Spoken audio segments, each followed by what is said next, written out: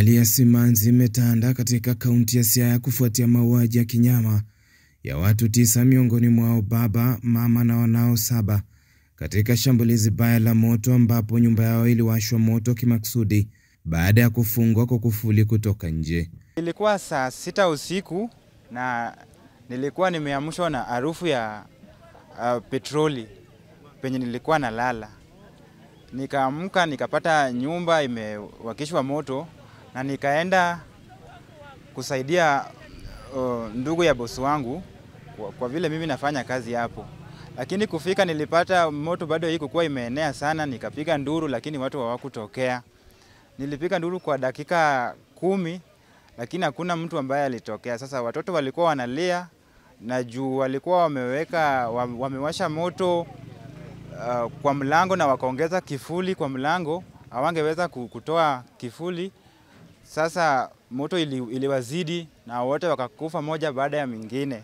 Watoto wakilia na jina yangu kwa sababu mimi ndio wanakuanga karibu nao. Wakazi wa eneo la Sigomre huko Ugunja, kaunti ya Siaya, wakishindwa kung'amua kilichopelekea shambulizi hilo na kuangamiza familia moja ya watu 9 akiwemo mtoto mchanga wa miezi 6.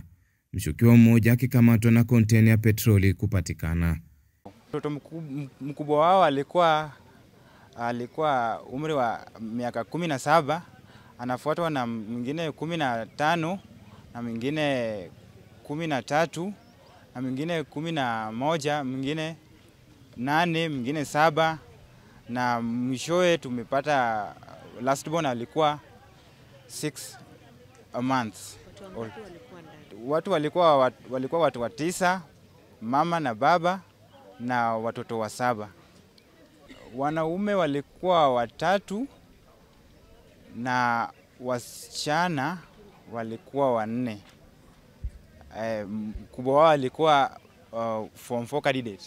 Chanzo kuu cha hiyo visa ni mambo na shamba. Hapa na pale wamekuwa wakivurutana mambo na shamba, ambapo koti ilitoa order kuwa watahamishwa au wenye walikuwa washukiwa wangefaa kuhamishwa, walifaa kuhamishwa on Thursday. Kitu ningesema, kitu ambacho imetendeka siku ya leo hapa Sigomre, tujawahi iona. Tunasikiaga tu huko Migori na Homa Bay, lakini leo imetufikia sisi wana Sigomre, na kwa hakika tuko na huzuni sana, mpaka hata tuwezi kuongea maneno mingi. Yule mwenye ambaye ametenda ile tendo, tunashindwa kama kwa kweli alikuwa na utu ama hata kama ni nini ya ambacho alifikiria, ama hawa watu ambaye wamekufa mpaka watoto, kuna mpaka mtoto wa miezi 6. Sijui ni deni gani ambaye amekuwa nayo, ndio walikuwa na wadai mpaka akaona tu aweze kuteketeza mpaka innocent people. Maafisa wa polisi huko Ugunja, kaunti ya Siaya, wakianzisha uchunguzi kuhusiana na kisa hicho katika kile kinachoshukiwa kuwa ni mzozo wa ardhi. Sasa wamekuwa na mzozo, wakienda kotini kila wakati, akaambiwa kuwa atahama katika ile shamba baada ya kumaliza ile kesi. Alishindwa kuwa alichukua shamba kubwa kushinda ile ilikuwa inatakikana na alikuwa amekataa.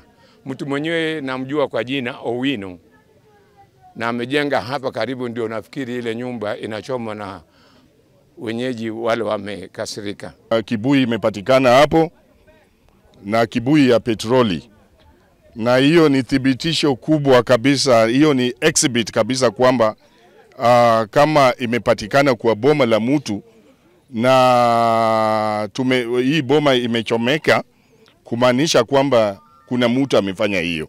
Katika hali ya kutatanisha, wanakijiji hao waliokuwa na ghadhabu walivamia nyumba ya mtu anayeshukiwa kukodisha wateketezaji na kuharibu nyumba hizo kabla ya kuziteketeza moto.